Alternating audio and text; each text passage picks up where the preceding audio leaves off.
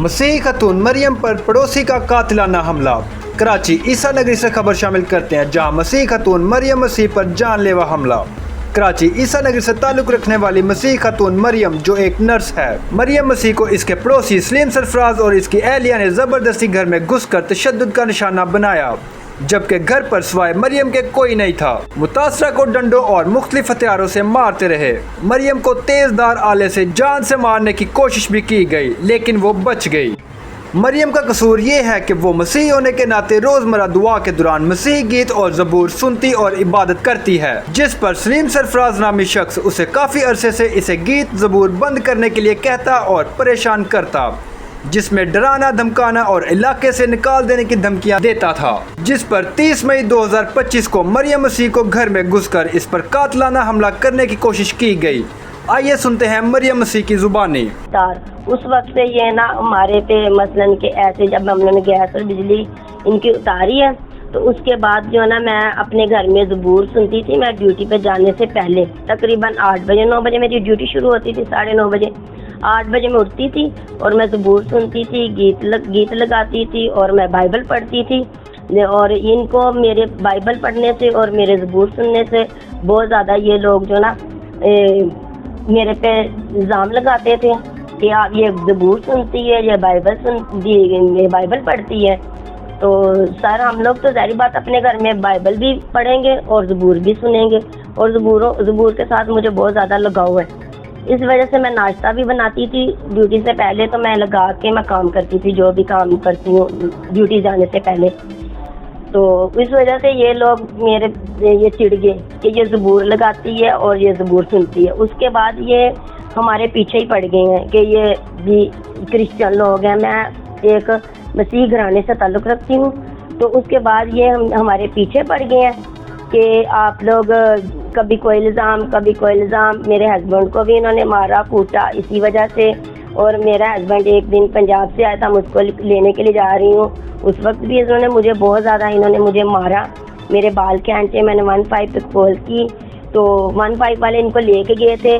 तो लेकिन ये है कि इन्होंने 2-3 दफ़ा ऐसे हमला किया। लेकिन ये है कि हमारे मकासा अपार्टमेंट वाले, जो हमारे यूनियन वाले हैं, जो हमारे अपार्टमेंट के इंचार्ज हैं, वो बार बार ना हमारी 2-3 दफ़ा जो ना सुलह करवा देते थे कि सुलह कर लें। एक दफ़ा थाने में भी इनको मैंने पकड़वाया, फिर भी वहाँ से भी इन्होंने बोला कि इनको माफ़ कर दो, एक दूसरे को माफ़ कर दो, ये इनको लेके आ गए। फिर उसके बाद अभी मैं 1.5 महीना पहले पंजाब रह के आई हूँ। उसके बाद मैं 26 तारीख को 25 की मेरी बुकिंग थी, 26 को मैं आई हूँ। उसके बाद जो है ना फिर दोबारा इन्होंने ऐसी ही हरकतें शुरू कर दी। मेरी बाइक है, मेरी बाइक भी बाहर खड़ी हुई थी, पार्किंग में नहीं थी, हमारे घर के सामने खड़ी हुई थी। तो इन्होंने मेरी बाइक भी जो है ना सारी उस पर हशर नशर कर दिया। मेरी बाइक का भी पता नहीं क्यों जेलस होते हैं मेरी चीज़ों से, हमारे इधर रहने से। इसी वजह से ये होते हैं कि ये घर खाली करें, क्योंकि हम लोग मसीही घराने से ताल्लुक़ रखते हैं। और इसके बाद इन्होंने पहले भी दो दिन पहले 28 तारीख को भी इन्होंने ऐसे किया। लेकिन ये है कि उस वक्त भी इन्होंने शुरू की, लेकिन 30 तारीख को तो इन्होंने हद पार कर दी कि मेरा मियाँ बाहर गया हुआ था, मेरा हस्बैंड, और इन्होंने मेरे घर में घुस के इसके मियाँ ने, जिसका नाम है सलीम सरफराज, और इसकी बीवी का नाम है आसिया, और इनके तमाम बच्चे जितने भी हैं 5 या 4 हैं, तो इनके बच्चों ने मिल के मेरे ऊपर हमला किया डंडे के साथ। और इन्होंने बहुत ज़्यादा मेरे अंदर घुस के इन्होंने हमला किया मेरे ऊपर, और मेरे बाजू के ऊपर जो है ना ये देखिए फ्रैक्चर भी आया हुआ है। अभी भी मैंने रात को एक्सरे करवाए हैं, और एक्सरे रात को भी करवाए हैं, फिर भी जो है ना ये मेरे एक्सरे में ये है कि अभी भी फ्रैक्चर है, ये देखें।